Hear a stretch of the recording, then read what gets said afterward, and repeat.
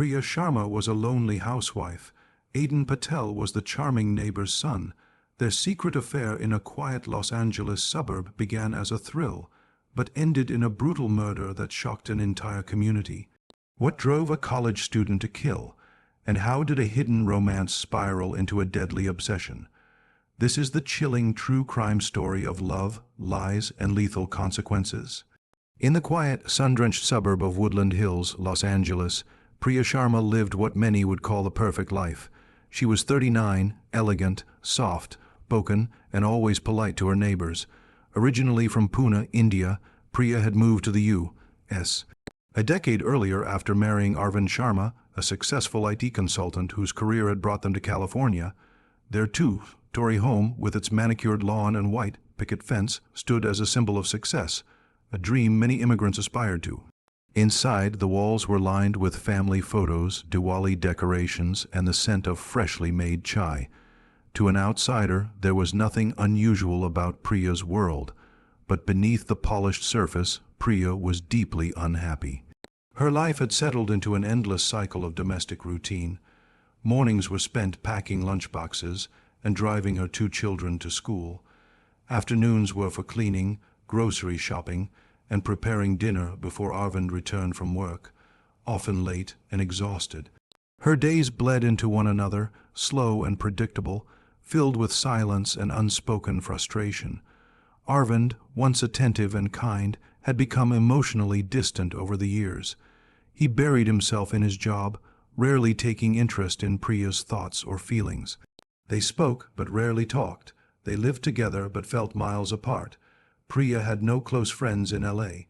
Most of her social interaction came through brief chats with neighbors or polite conversations during school drop-offs. The loneliness was heavy, but she never voiced it.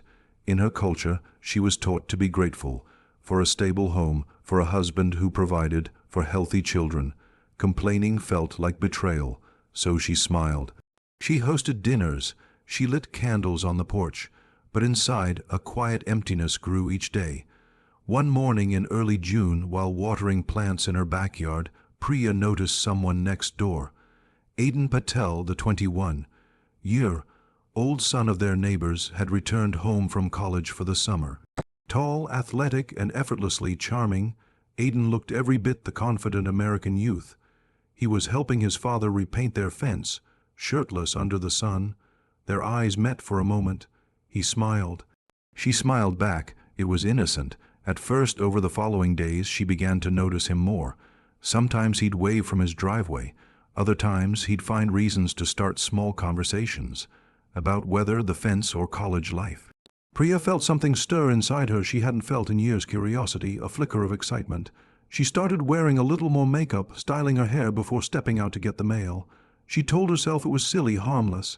Just a woman trying to feel young again. But emotions are rarely logical. What began as fleeting glances and harmless banter soon turned into long stares and lingering tension. She started looking forward to the moments she'd see him outside. She found herself thinking about him during the day, even dreaming about him at night. Aiden, too, seemed drawn to her. He lingered a little longer by the fence. He complimented her garden. He asked questions about India. One evening, their hands brushed as they both reached for a garden hose. The touch was electric. Neither of them said it out loud, but something had begun, and soon there would be no turning back. The shift in Priya's life was subtle at first. She began waking up earlier, fixing her hair even on days she had nowhere to go, wearing lipstick for the first time in years. She told herself she was just trying to feel better, but deep down, she knew the real reason. Aiden had become her secret escape. Every glance, every accidental touch made her feel seen again, something she hadn't felt in a long time. He gave her attention without asking for anything in return, at least in the beginning. As June turned to July, their interactions grew bolder. Priya started finding excuses to step outside whenever she saw Aiden in the yard. Sometimes she'd offer him cold drinks or pretend to need help lifting something. He always agreed with a smile. Their conversations became longer, more personal. Aiden asked about her life in India, her dreams, what she wanted beyond being a wife and mother. No one had asked her those things in years. She felt alive again, as if a part of her that had been buried had suddenly awakened. Their affair began one warm afternoon while Arvind was away on a business trip. Aiden came over to help fix a leaky pipe in the kitchen, something Priya could have easily handled herself. But she let him in. The house was quiet, the air thick with tension. What followed was impulsive and reckless. In those few stolen moments, they crossed a line they could never uncross. After that day, there was no turning back. The affair escalated quickly. They found ways to be together when no one was watching. Aiden would sneak in late at night through the side door. Priya made sure the lights were off and the children were asleep. Their meetings were fast, hidden, and filled with adrenaline. The secrecy made it feel more intoxicating, like a forbidden thrill. Neither of them wanted to stop. But secrets don't stay hidden for long in suburban neighborhoods where people notice everything. Meena, Priya's neighbor and closest acquaintance, had started growing suspicious. She had seen Aiden's car parked on the curb late at night more than once. She noticed the subtle changes in Priya too, her sudden glow, the nervous glances, the excuses that didn't add up. Meena didn't confront her but began watching more closely. What Priya didn't realize was that Aiden was becoming emotionally attached in ways she hadn't expected. For her, he was a fantasy, a way to feel desirable again, a distraction from a lonely marriage.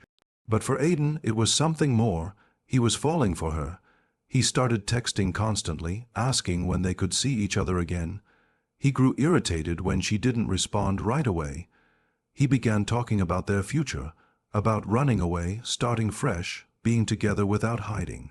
Priya started to feel trapped in a different way. What once felt like a liberating secret was now a dangerous burden. Aiden was no longer content with stolen hours. He wanted all of her, and Priya wasn't ready for that. But the more she tried to pull away, the more he clung to her. The affair that once made her feel alive had begun to take a darker turn, and soon it would spiral out of control. By the end of July, Priya was no longer in control of the affair. What began as a quiet escape from her stagnant marriage had now turned into something volatile. Aiden, once playful and flirtatious, had grown intense and unpredictable. He would appear at odd hours, sometimes waiting outside in his car long after midnight. He became impatient when she didn't answer his texts immediately and angry when she told him she couldn't meet. He started accusing her of using him, of treating him like a toy. His tone shifted from adoring to demanding. Priya tried to reason with him, to remind him that this wasn't a real relationship. But the lines had already blurred for Aiden. He believed what they had was genuine, worth fighting for. He saw himself as her rescuer, someone who could give her the life she truly deserved, one filled with passion, youth, and freedom. He couldn't understand why she hesitated, why she wasn't ready to leave her husband and children behind. The more Priya pulled away, the more unstable Aiden became. He started showing up uninvited, ringing the doorbell when Arvind was home, lurking near the backyard during the day. Once he followed her to the grocery store and cornered her in the parking lot, demanding answers. His jealousy was no longer hidden. It was raw and visible. When she told him to stop, to give her space, he lashed out, threatening to tell Arvind everything. Priya was horrified. She begged him to keep quiet, but he smirked and walked away. A few days later, she found a folded note in her mailbox. It had no name, no handwriting she recognized, just one line, "He deserves to know." The words hit her like a punch. She looked over at the Patel house, but there were no signs of Aiden. That night she hardly slept. Her thoughts spun in circles. Had Aiden sent the note, or had someone else found out? Could it have been Meena, who had been watching more closely than she let on? Paranoia crept into every part of her life. She checked her phone constantly, deleted messages obsessively, and started locking all the doors even during the day. She avoided Aiden at all costs, but that only made things worse. He left flowers on her porch. He emailed her from different accounts. Once, he even sent her an old photo of them together in her kitchen, something he must have taken secretly during one of their early encounters. That image was a warning, a reminder that he had evidence, and he wasn't afraid to use it. Priya considered telling Arvin the truth just to take the power back from Aiden, but the fear of destroying her family held her back. She felt suffocated, Every decision she made seemed wrong. She couldn't go to the police. She couldn't talk to her friends, and she couldn't trust the person who knew her biggest secret. The affair, once thrilling and private, had transformed into a ticking time bomb, and deep down, Priya sensed it was only a matter of time before it exploded. It happened in the early hours of a Saturday morning in mid-October, when the neighborhood was still asleep and the streets outside lay silent under the dim orange glow of street lamps. At 3:11 a.m., a frantic 911 call came from Mina's house. She reported hearing loud crashing sounds and what she described as a woman screaming, followed by several thuds and complete silence. Moments later, flashing red and blue lights lit up the street as patrol cars arrived at the Sharma residence. Inside the house, officers were met with a disturbing scene. The living room was in disarray, furniture overturned, broken glass scattered across the floor. Arvind Sharma, 42, was found lying face down near the coffee table, his head bloodied and motionless.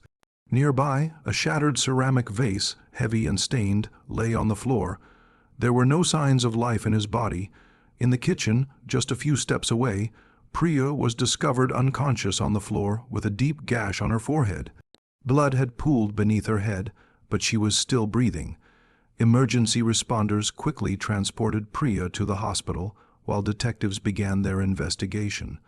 The front door showed no signs of forced entry. No valuables had been taken. The children, miraculously, had slept through it all in their upstairs bedrooms, unaware of the tragedy unfolding just below them. Almost immediately, suspicion fell on Aiden Patel. Neighbors confirmed he had been seen lurking around the Sharma home in the past, and a few even mentioned the strange tension between him and Priya. When officers visited the Patel residence next door, they found Aiden missing. His parents hadn't seen him since Thursday. His phone was off. His room had been left in a hurry, clothes missing, a laptop gone, and drawers ransacked. It was clear he had fled. An alert was issued across the state. Detectives tracked his digital footprint, trying to locate his last known movements. 2 days later, his car, a dark gray Honda Civic, was found abandoned on a quiet road near the Angeles National Forest. Inside, they discovered several troubling items: a blood-stained hoodie, a roll of duct tape, a pair of gloves, and a necklace that matched one Priya had been known to wear often. Most chilling of all was a half-crumpled note that read, "They made me do this. I didn't have a choice." The search intensified. Aiden was finally found 3 days later, hiding in an abandoned RV behind an old service station 2 towns away. He was exhausted, disheveled, and unarmed. He didn't resist arrest. Back at the hospital, Priya regained consciousness under police supervision. Her memory of the night was hazy, but she managed to tell detectives that Aiden had entered the home through the side door, the same door he had once used during their affair. She remembered waking up to see him standing over her, shouting, accusing, and then everything went black. What had started as a secret relationship meant to fill a void had ended in the most tragic way possible. One man was dead. One woman barely survived, and the young man she once trusted had become her nightmare. The trial began 6 months later, drawing widespread media attention. Headlines branded Aiden as a college predator, a killer in love, and a neighborhood ticking time bomb. Cameras crowded the courthouse steps every day, capturing every entrance and exit, while news anchors speculated on the details of the scandalous affair that had ended in bloodshed. Everyone wanted to know why a young man with a promising future would kill a respected family man, and how an affair between an older housewife and her neighbor's son had spiraled into murder. Inside the courtroom, Aiden appeared calm, even composed, wearing a navy suit and avoiding eye contact with Priya, who sat quietly behind the prosecution table. She had recovered from her injuries physically, but the emotional toll was clear. She looked pale, tired, and far older than her 39 years. Her children, now living with extended family, were not present. Arvin's side of the courtroom was filled with grieving relatives, their faces heavy with sorrow and rage. Aiden pleaded not guilty, and his defense shocked everyone. His attorney argued that Aiden had not broken into the Sharma house to kill Arvind, but to save Priya. According to their version, Arvind had discovered the affair weeks earlier and had been violently threatening Priya in private. They claimed she had begged Aiden for help, and that on the night of the murder, she had secretly asked him to come over because she feared for her life. The defense painted Aiden not as a killer, but as a misguided protector who had acted in panic. But the evidence told a different story. Forensic experts revealed that Arvind had been attacked from behind while seated, showing no signs of struggle. The force of the blow was so severe it indicated a surprise attack, not self-defense. The vase used to kill him matched the fingerprints of Aiden. Priya's head wound, according to medical reports, came from the same object, suggesting she had been struck after the initial murder, perhaps to silence her or to stage the scene. Then came the surveillance footage. 2 days before the attack, Aiden had been captured on a convenience store camera purchasing gloves, duct tape, and rope. Prosecutors argued it was a clear sign of premeditation. They presented his abandoned letter, found in his car, as evidence of guilt and desperation. The jury saw a troubled young man who had lost control, not a hero rushing in to protect a woman in danger. Priya testified reluctantly, her voice trembling as she described the affair and how she had tried to end it when Aiden became unstable. She admitted her shame, her regret, and her fear. She said she never imagined he was capable of such violence. When asked directly if she had asked him to come over that night, she said no. Her testimony left little room for doubt. After 3 weeks of trial and 2 days of deliberation, the jury returned with a verdict, guilty on all counts. Aiden was sentenced to life in prison without the possibility of parole. Priya never returned to the neighborhood. She moved back to India with her children, away from the whispers and judgment. The Sharma house was eventually sold, its walls stripped bare of memories. But the story lingered, retold in hushed voices, in news articles, and in the minds of those who had once believed they lived in a safe, ordinary suburb.